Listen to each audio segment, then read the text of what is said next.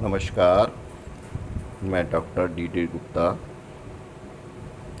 BCom part third के सभी विद्यार्थियों का लेखा एवं व्यावसायिक सांख्यिकी विभाग में ऑनलाइन क्लासेस में स्वागत करता हूं।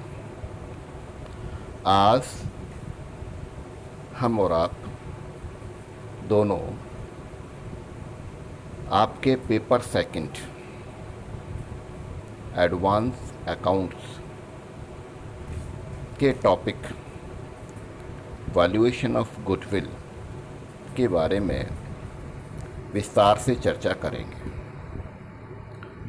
बच्चों, गुडविल नाम से आप पहले से ही परिचित हैं, क्योंकि पूर्व की क्लासों में भी आपने इस ख्याति शब्द के बारे में पढ़ा था। और जब आपने एकल व्यापारी, साझेदारी संस्था या कंपनियों के लेखे तैयार किए थे और लेखा वर्ष के अंत में जब उनका चिट्ठा तैयार किया था, उस समय संपत्ति पक्ष में एक संपत्ति आपने दर्ज की थी और वो थी ख्याति। यह एक ऐसी संपत्ति है जो दीर्घकालीन है, लेकिन व्यापार में भौतिक रूप से दिखाई नहीं देती है, लेकिन महसूस की जा सकती है। महसूस इस सेंस में की जा सकती है कि ये यदि उस व्यापार में दूसरे व्यापार की अपेक्षाकृत लाभ अधिक हैं, तो इन अधिक लाभों का जो कारण है वो आपकी ख्याति है। ख्याति एक ऐसी आकर्षण शक्ति है जो किसी व्यापारिक संस्था की वस्तुओं एवं सेवाओं को क्रय करने के लिए आकर्षित करती है। जैसे ही ये संपत्ति ग्राहकों को उस संस्था के लिए आकर्षित करती है, तो ग्राहक अधिक मात्रा में आते हैं और उस संस्था द्वारा जो भी सेवाएं या वस्तुएं विक्रय की जा रही हैं उनको खरीदते हैं। तो जैसे ही ज़्यादा वस्तुओं और सेवाओं की बिक्री होगी, उस संस्था के लाभों में वृद्धि होगी। ये जो लाभ हैं, किसी व्यापारिक संस्था में जो भी पैसा लगाया गया है, यदि उसके औसत लाभों से अधिक लाभ अर्जित हो रहे हैं, तो इसका एक मुख्य कारण है ख्याति। तो बच्चों, ख्याति एक ऐसी आकर्षण शक्ति है जो किसी संस्था के लाभों को बढ़ाने में सहायक है। ये ख्याति आपकी दो तरह की है लेखांकन दृष्टिकोण से। एक आपकी परचेस्ड गुडविल है, क्रय की गई ख्याति। दूसरी है सेल्फ जनरेटेड और नॉन परचेस्ड गुडविल, यानी कि स्वयं के व्यापार की ख्याति जो खरीदी नहीं गई है। तो अब हम इन दोनों के बारे में विस्तार से चर्चा करते हैं। परचेस्ड गुडविल का तात्पर्य है कि आपने ये ख्याति खरीदी है। व्यापारी कब खरीदता है? यदि कोई व्यापारिक संस्था किसी चालू दूसरी व्यापारिक संस्था को क्रय करती है और क्रय मूल्य के रूप में यदि उसकी शुद्ध संपत्तियों से अधिक भुगतान कर रही है, तो अधिक की राशि परचेस्ड गुडविल कहलाएगी। उदाहरण के लिए मान लो किसी चालू संस्था की कुल संपत्तियां आपकी 10 लाख थी। उनमें से बाह्य देयताओं की जो राशि थी वो आपकी 3 लाख थी। 3 लाख को घटाने के बाद उसकी शुद्ध संपत्तियां 7 लाख हो गई हैं। यदि क्रय प्रतिफल की राशि 7 लाख से अधिक दी जाती है तो ये अधिक की राशि आपकी परचेस्ड गुडविल कहलाएगी। दूसरा है सेल्फ जनरेटेड गुडविल। ये ख्याति स्वयं के व्यापार की ख्याति है। ये किस तरह से उत्पन्न होगी, इसके लिए अपन एक उदाहरण लेते हैं। बड़ा रोचक उदाहरण है। व्यापारिक संस्था है और उसका एक व्यापारी है। व्यापारिक संस्था को अपन जो व्यापार है उसको हम एक गाड़ी का रूप देते हैं, एक कार है और उसका ड्राइवर है। यानी कि व्यापार में आपने माल डाल दिया और उसका सुमुहूर्त आपने कर लिया। इसी तरह से गाड़ी आपने परचेज कर ली, उसमें माल डाल दिया यानी कि पेट्रोल डाल दिया है, और गाड़ी को स्टार्ट करने के लिए आपने उसमें चाबी लगा दी है।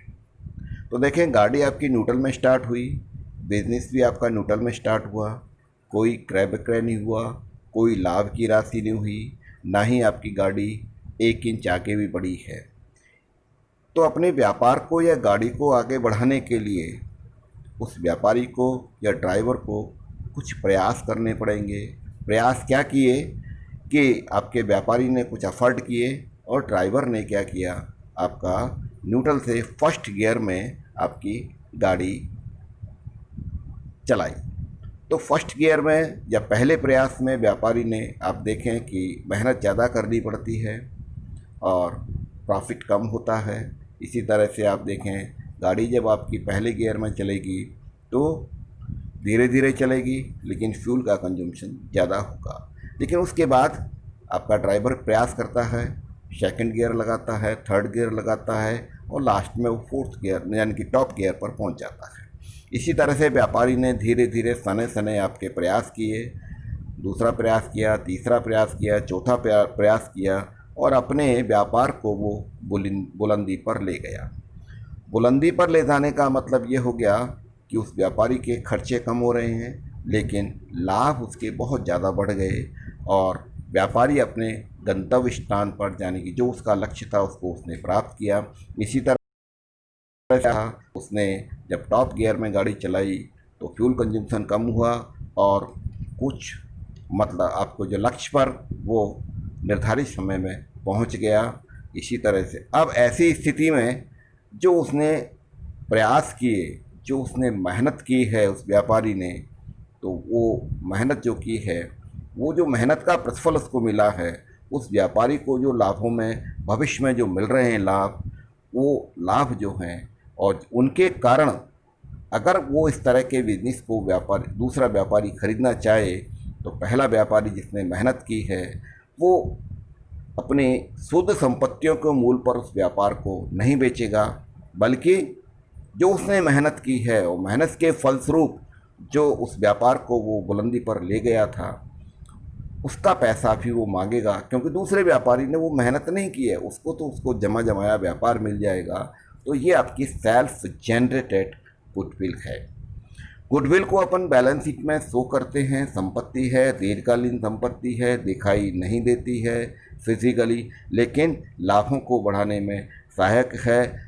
लेकिन धीरे धीरे अपन इस गुडविल की राशि को अपने लाभों में से अपलिखित करते रहते हैं और जैसे जैसे इसको अपन राइट ऑफ करते हैं तो आपके पास ये गुडविल जो हमने बैलेंस शीट की एसेट साइड में दिखाई थी वहाँ से ख़त्म हो जाएगी, लेकिन आपकी साउंड पोजीशन बनती चली जाएगी और ये गुडविल एक तरह से सीक्रेट गुडविल कहलाएगी, सीक्रेट प्रॉफिट कहलाएंगे, जो उस व्यापारी को जब कभी भी इन भविष्य में कोई आर्थिक स्थिति आती है, कोई परेशानी आती है तो इस गुडविल से पैसा अपन ले सकते हैं।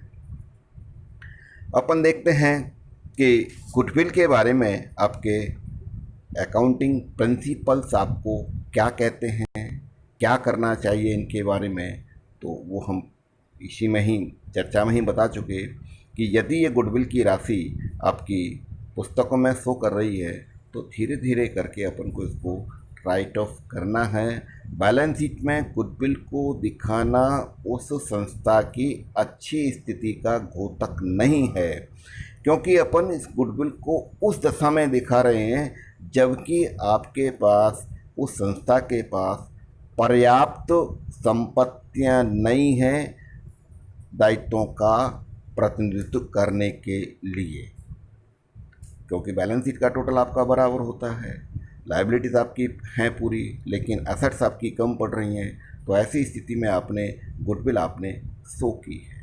तो गुडविल जो शो तो आपने कर दी है लेकिन आपको धीरे धीरे इसको राइट ऑफ करना है। तो एक तो ये आपका अकाउंटिंग प्रिंसिपल है जो जनरली प्रैक्टिस में आता है, धीरे धीरे अपन इसको राइट ऑफ कर देते हैं और यही व्यापार की अच्छी स्थिति का घोतक है। अब अपन देखते हैं कि कौन कौन सी ऐसी परिस्थितियां हैं जिनमें आपको गुडविल के वैल्यूएशन करने की आवश्यकता पड़ती है।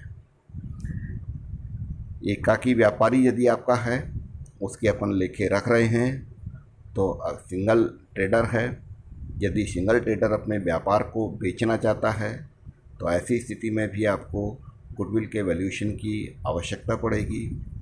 सिंगल ट्रेडर व्यापारी अपने व्यापार को बढ़ाना चाह रहा है, तो ऐसी स्थिति में मान लो वो अपनी सिंगल ट्रेडर को पार्टनरशिप फर्म में कन्वर्ट करना चाह रहा है, किसी दूसरे साझी का लेना चाह रहा है, तो पार्टनरशिप फर्म जैसे ही बनेगी तो वहाँ भी आपके पास गुडविल का वैल्यूएशन करना पड़ेगा।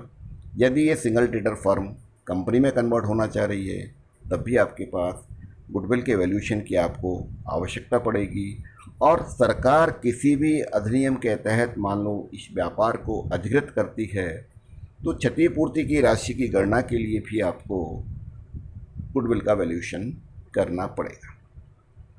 और यदि साझेदारी संस्था है, पहले से ही है, उसके अपन लेखे रख रहे हैं, तो साझेदारी संस्था यदि नए साझेदार का प्रवेश उसमें होता है तो गुडविल के मूल्यांकन की आवश्यकता आपको पड़ेगी।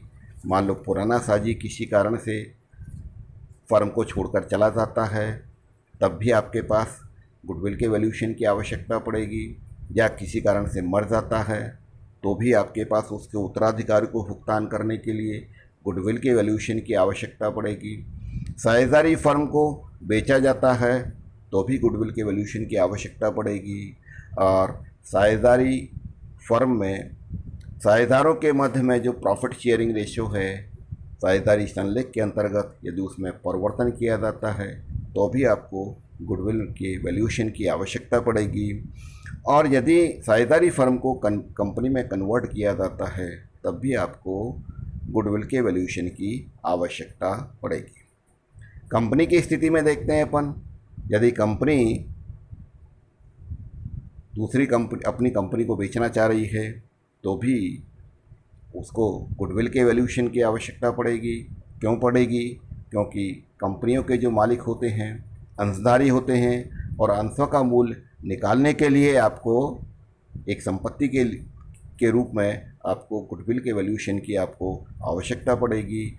यदि आपके पास जो कंपनी है वो उनका अमलगमेशन हो रहा है, एक साथ मिल रही हैं एक से अधिक कंपनियां, तो ऐसी स्थिति में गुडविल के वैल्यूएशन की आपको आवश्यकता पड़ेगी। या आपके पास एब्जॉर्प्शन हो रहा है, मर्जर हो रहा है, तो आपके पास भी गुडविल के वैल्यूएशन की आवश्यकता पड़ेगी।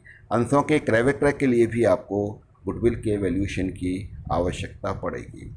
तो हर दशा में आपके पास गुडविल का आपको मूल्यांकन करना है। और मूल्यांकन किस तरह से किया जाएगा, इसका आधार क्या है?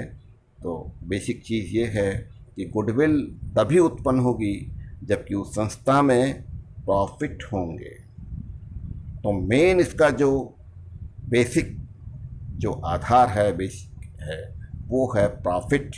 यदि प्रॉफिट हैं तो गुडविल होगी, प्रॉफिट नहीं है तो गुडविल उस संस्था में नहीं होगी।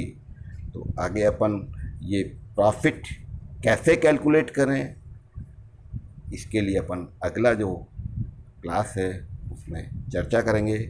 तब तक आप इस जो आपको पढ़ाया है उसका रिवीजन करें। बहुत बहुत धन्यवाद।